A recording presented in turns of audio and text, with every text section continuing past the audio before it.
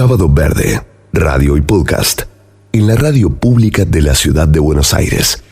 Bueno, el martes de esta semana terminó la cuarta, en principio sería la penúltima reunión de la preparación de un tratado internacional vinculante. Esto quiere decir que las naciones que adhieren van a tener que cumplirlo, sobre control de la contaminación por plástico.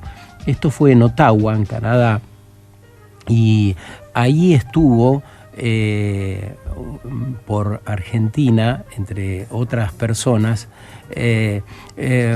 nuestra entrevistada de hoy, Romina Malagamba. Ella forma parte de la Unidad Ciencia de Datos sobre el Reciclaje, trabaja en relación también, como tantos otros emprendedores, con la Fundación Avina, es doctora en Antropología Social, y bueno, desde siempre ha estado preocupada por los desechos, por el plástico en particular, y en relación con los recolectores, con esas personas que a veces no tienen voz para ser escuchadas. Ella acompaña desde ahí, así que nos pareció lindo poder conversar con ella un rato. ¿Cómo estás, Romina? Buen día. ¿Qué tal, Sergio? ¿Cómo va? ¿Todo bien? Bien. Un gusto poder pensar con vos un ratito. Bueno. ¿Con qué sensación te viniste de Ottawa? Entiendo que hace pocas horas que llegaste, ahí participaste en esta reunión del Tratado Internacional. ¿Qué novedad nos viene a traer en materia de regulaciones y qué podría cambiar concretamente? Bueno, estos tratados son complejos, ¿no? Porque uno siempre aspiraría a veces a las máximas o le gustaría que fueran sumamente ambiciosos, pero después en un consciente internacional de naciones y con intereses muy contrapuestos, a veces uno se queda con una sensación un poco de poco, pero por otro lado, siempre reconociendo la importancia de que se haya puesto como un tratado vinculante y que haya por primera vez despertado esta idea de que para que esto tenga efecto tiene que ser colectivo. Y eso es fundamental, o sea, no importa si un país, hace algo, pero si todo el resto no hace, no tiene ningún sentido, estamos todos conectados. Entonces, ese es un punto central, ¿no? Sí, y lo bueno es que ya aparecen signos concretos, bueno, de lo que sería concretamente una gobernanza global frente a cuestiones sensibles. Uno imagina y uno piensa, hemos puesto a veces este ejemplo en el programa, Romina, los bosques de Brasil, de Argentina, no pueden depender exclusivamente de una administración y a veces de una persona, de la persona del gobernador que decida por determinadas cuestiones ideológicas, muchas veces por desconocimiento e ignorancia, que se desmonte a mansalva, y eso cambia las condiciones radicalmente, no solo de la población circundante, del mundo entero, porque se suma a las múltiples variables, a esas distorsiones que va generando la actividad del hombre, y bueno, entonces necesitamos este acuerdo global, esta gobernanza global de la cual ya no solo se empieza a hablar, sino que por lo que se ve, empieza a tomar forma, ¿no?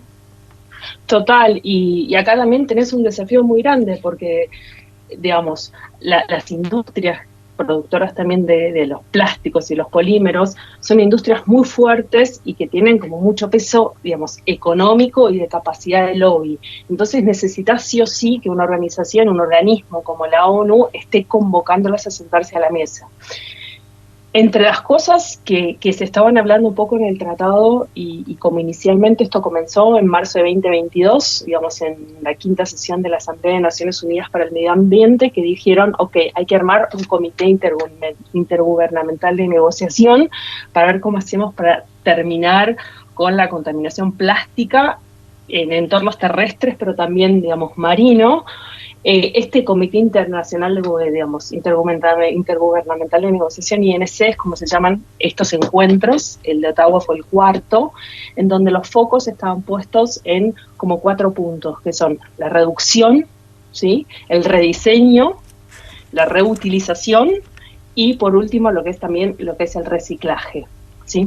En relación a qué resultados hubo en este INC, quizás la parte de reducción quedó un poquito menos intensa y menos fuerte de lo que en un principio se esperaba, pero sí se está hablando de algo que es fundamental, que es que el 40% del plástico se usa para envases y empaques, yogures, botellitas de agua, etcétera, que son, digamos, altamente contaminantes y que son plásticos a veces que tienen una vida útil muy, muy corta. No es lo mismo un plástico que se usa por una cañería que algo que se toma en 3 minutos y se tira, por decir así, ¿no? Sí. Entonces, hay una línea que está trabajando en 3 criterios de eliminación y armar una lista de materiales que tiene que ver con limitación de la producción de polímeros, ¿sí? Ahí hay un debate muy fuerte sobre producción de materiales vírgenes, ¿sí? La segunda es eliminación de productos de un solo uso, ¿sí? Hay tipos de plásticos, sobre todo los multicapa, los de las papitas, las papas fritas, esos que son laminados, que son a veces muy difíciles de recuperar porque tiene muchos materiales pegados. Y por último, también una lista de químicos de preocupación. ¿Qué quiero decir? Los plásticos no es solo la producción de polímeros, sino esa producción, más allá de los 7 plásticos que están nomenclados, se usan químicos para darle ciertas propiedades, como no sé, flexibilidad, fuerza, durabilidad.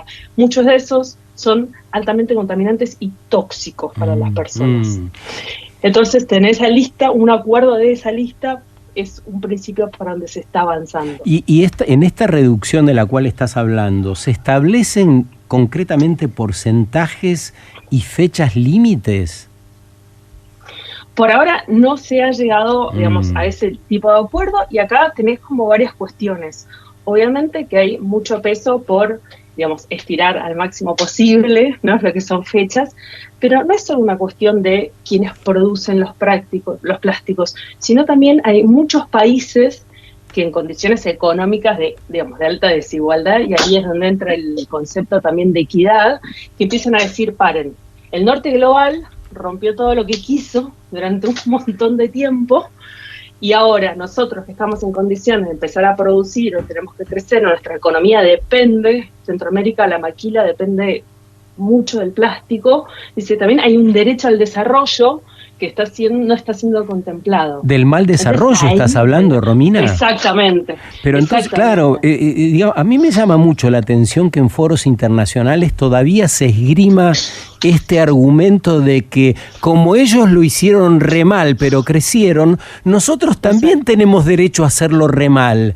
Pero ¿dónde se compatibiliza? ¿Quién entiende eso? ¿De verdad se habla de esas cosas en los foros internacionales todavía? Sí, se habla bajo la lógica del derecho al desarrollo, ¿no? Y es un punto que se está usando como una suerte de resistencia, ¿no?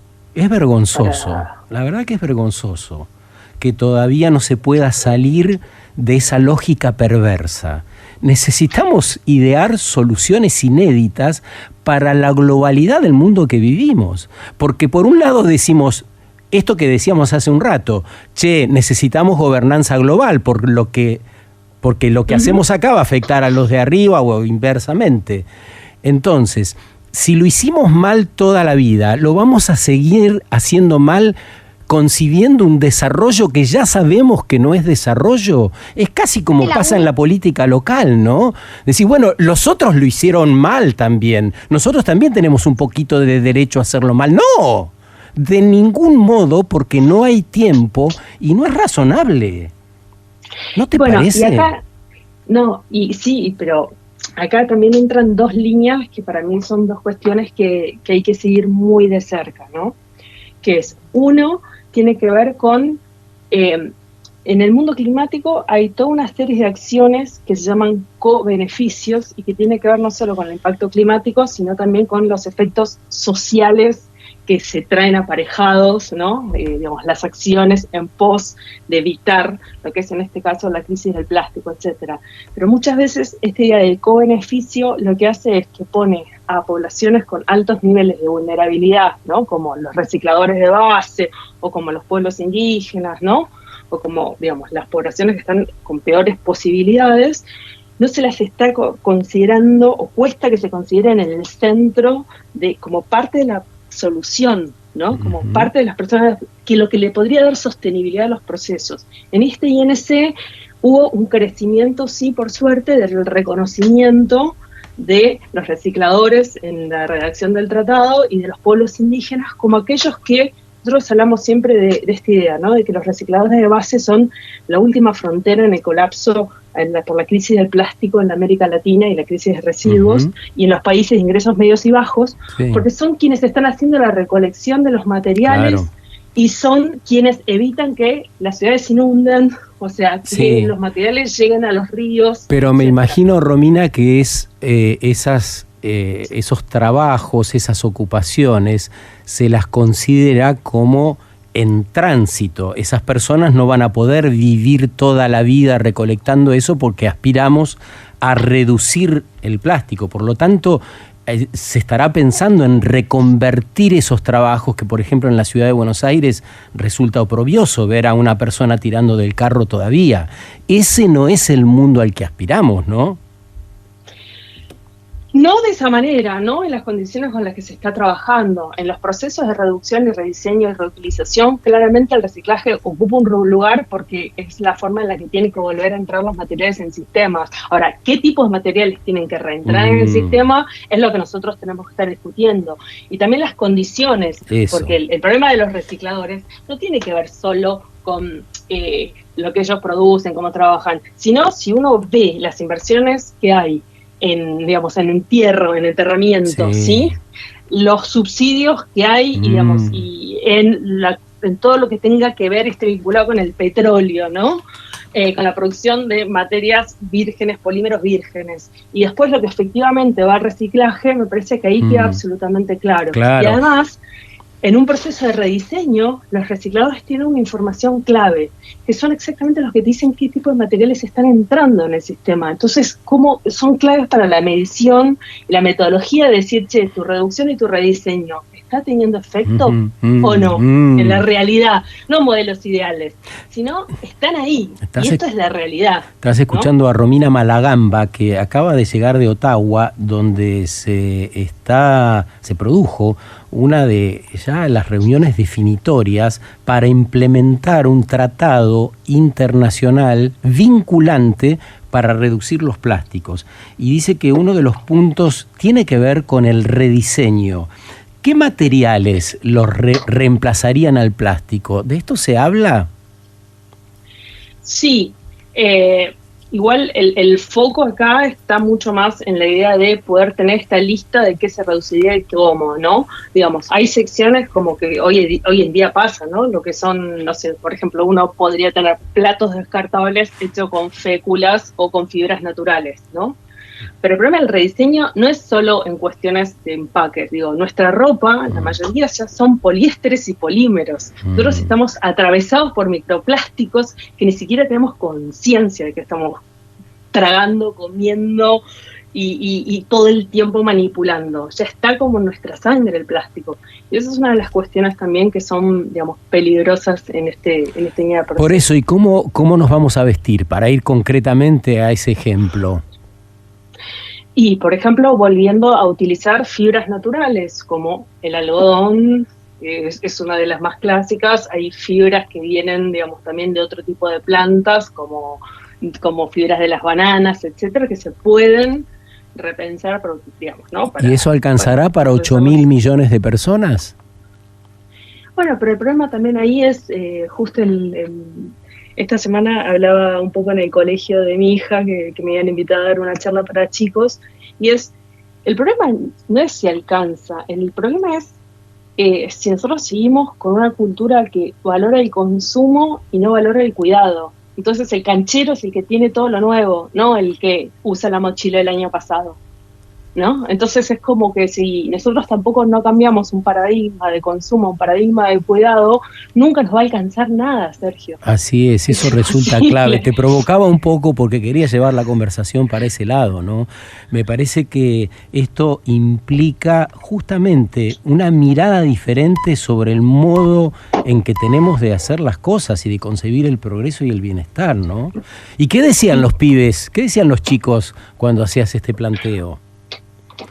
No, a mí me llamó por un momento la atención de que por disposición final, una de las preguntas que nosotros hacíamos que era, che, ¿y a dónde va? Les preguntaba, ¿a dónde creen que van los residuos? Porque la bolsa de residuos es mágica, vos lo ponés, lo sacás y Dios sabe dónde va. Chau, sí. Un viaje. Y la mayoría, ¿sabes qué tenían de referencia? Los pocos que tenían una idea, porque mi hija pobre está adoctrinada en esta casa, pero Elisa está ahí, Elisita, ahí adoctrinada en esto, así que ella sabe, pero el resto tenía de referencia a Toy Story, entonces creían que es la mejor manera de la incineración. Claro. Porque en Toy Story, entonces también los patrones culturales de lo que nosotros nos consumimos, si no cambiamos eso, hay un estudio que después, si querés te lo paso, se llama The Circularity Gap, una organización que dice que la mayoría del problema también de la generación de residuos no es solo el consumo, sino el stock. Tipo, la moda rápida, todo lo que, viste, esa tontería de, che, esta remera sale, no sé, 100 pesos, 1000 pesos, lo que sea, puedes comprar 20. Bueno, ¿para qué vas a comprar 20? ¿Qué pasa con los stocks? Y este reporte hablaba que en 2023 se habían extraído más de 100 billones de toneladas de materiales vírgenes, ¿no? Impresionante, ¿no? Pero también en esta línea, una de las cosas que nosotros peleamos en este tratado de plástico y queríamos exponer es, desde que comenzaron estas negociaciones en el Tratado Internacional de Plásticos, pasaron 26 meses, ¿sí? Un reciclador en Latinoamérica, ¿sí? Tiene una recuperación promedio de 2.75 toneladas de materiales al mes, ¿sí? Hay una estimación de que hay 4 millones de recicladores en Latinoamérica y el Caribe. Entonces significa que mientras todos charlamos, los recicladores de base recuperaron más de 200 millones de toneladas de materiales. Es más, 286 millones de toneladas de materiales, de las cuales 51.000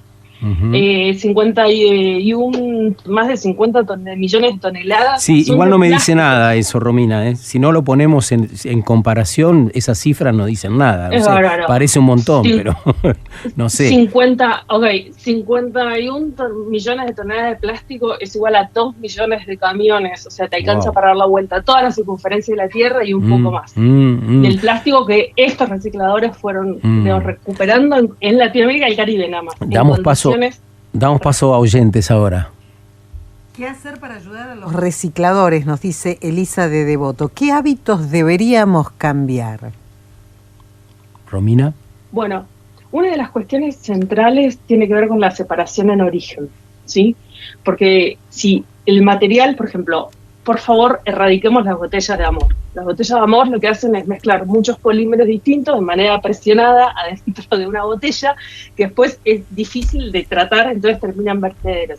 Si uno, lo que tiene que hacer es cada uno de los materiales tiene que estar limpio, separado en la bolsa. Después los recicladores se encargan. ¿Qué decís que pasa con las botellas de amor de la cual se ha hablado tanto? Las botellas de amor son un desastre que se acumulan y terminan en vertederos. ¿Por qué? Existen 7 tipos de plásticos, ¿sí? Todos con diferentes tecnologías de reciclabilidad. Entonces, cuando se puso en moda eso, lo que vos estás haciendo es metiendo muchos plásticos distintos a presión en una botella.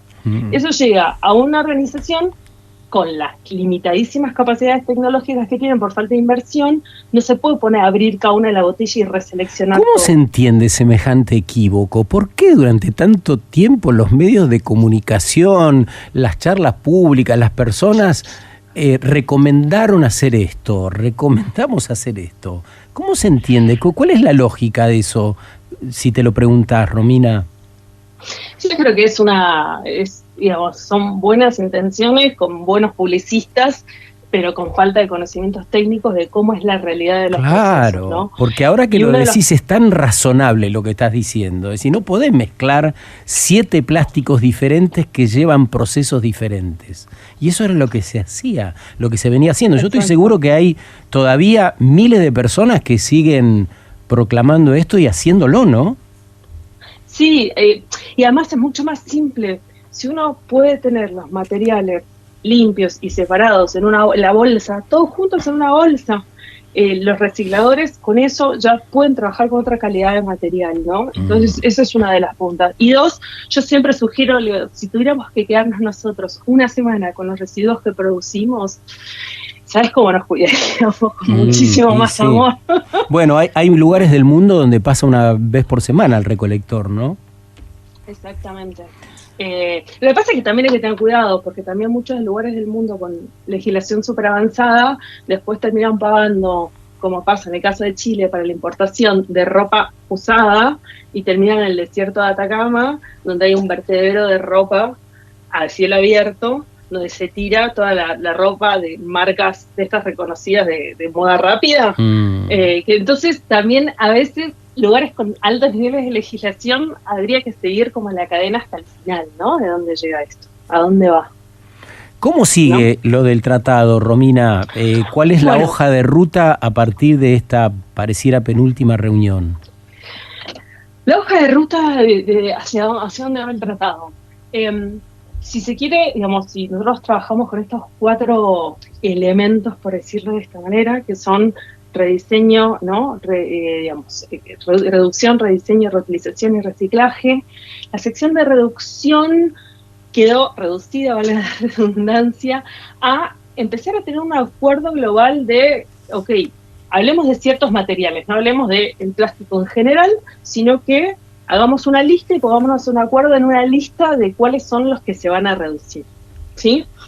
Y ahí también esta idea de la reutilización va a tener que ver con cuál es el acuerdo final respecto a con qué materiales vamos a trabajar. Esa es la lista que en estos momentos está, digamos, en discusión para los grupos intergubernamentales de negociación. Pero acá para mí hay algo que hay que seguir que es clave, que son 2 cosas que todavía no están claras y que uno puede escribir todo lo que vos quieras, pero si no resolver 2 cuestiones centrales o 3 cuestiones centrales va a ser un tema. Uno es las definiciones de métricas, metodologías para el reporte. O sea, si vos después decís, voy a hacer esto, pero ¿cómo lo vas a medir, no? ¿Cómo vas a hacer para hacer un seguimiento a que esto ocurra? Nosotros ahí estamos desarrollando junto a los recicladores de base una metodología de toneladas justas para que poder pensar no como si fuera el reciclaje el último eslabón, sino pensarlo como si fuera una cinta de Moebius, que en realidad en algún punto te está dando la clave de qué está reingresando en el sistema, ¿no? Uno diseña, digamos, produce, se reutiliza, vuelve al reciclaje y así sucesivamente, y es un infinito, no es no es que ahí se muere. Economía circular. Absolutamente, y ahí los recicladores son claves y estamos proponiendo una metodología que tenga el triple impacto social, económico y climático y poder ver eso, ¿no? Y después, otra de las cuestiones que va a ser clave son los que son los REP, las leyes de responsabilidad extendida del productor. ¿Por qué? Porque si esto no entra dentro de marcos regulatorios también a nivel nacional que comprometan a las empresas con ciertas métricas, ciertos números y ciertas prácticas, va a ser difícil. Y de las REP también sale algo que es fundamental, que son los mecanismos de financiamiento, ¿no? Entonces hay que prestarle mucha atención a cuáles van a ser los mecanismos de financiamiento y qué van a estar privilegiando. Porque yo te puedo reconocer a los recicladores, yo te puedo reconocer un montón de prácticas, pero si después no hay fondos para sostener esas prácticas, no deja de ser un acuerdo sin metodología y sin mecanismo de financiamiento, es solo un acto de buena voluntad.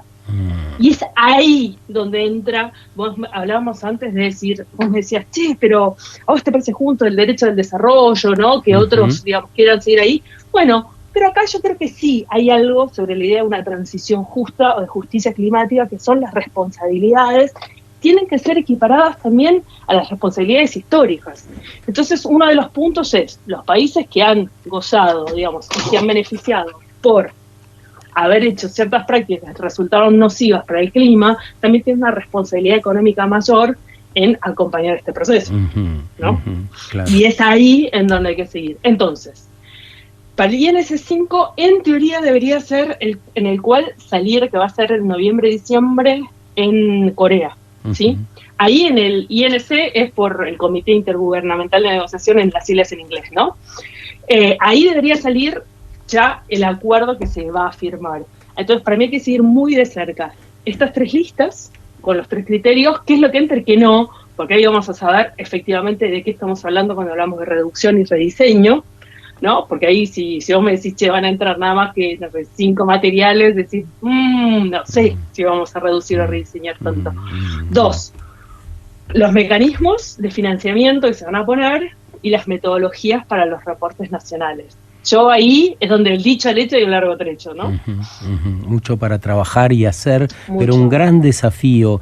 Y esa palabrita que aparece ahí entre los objetivos, el rediseño, es muy, pero muy potente en los tiempos en que vivimos. Y me parece que ahí hay que meter mucha cabeza, mucha acción y mucho sentimiento, mucho de lo que sentimos. Rediseñar para un mundo posible. Así que bueno, nos vamos a quedar por ahí. Muchísimas gracias por toda la información que nos has devuelto, que te trajiste desde allá para compartir con las audiencias. Nos parece vital, más allá de los compromisos que tengan los gobiernos, que la ciudadanía tenga información y cada vez esté más activa con estas temáticas, porque nadie se va a poder hacer el bobo si esto pasa y tiene alguna función, si ocupa algún puesto de gobierno, ¿verdad? Si las personas acabadamente entendemos qué es lo importante de esta hora, nadie puede desconocer lo que implica el cambio climático, el derecho que tienen algunas personas, no importa la identidad sexual que tengan, los desaparecidos que tenemos que reconocer y tantas otras cosas que se niegan de un modo impune. Si la ciudadanía sabe, si el colectivo sabe, eso no va a pasar más entre nosotros. Gracias, querida, un abrazo grande.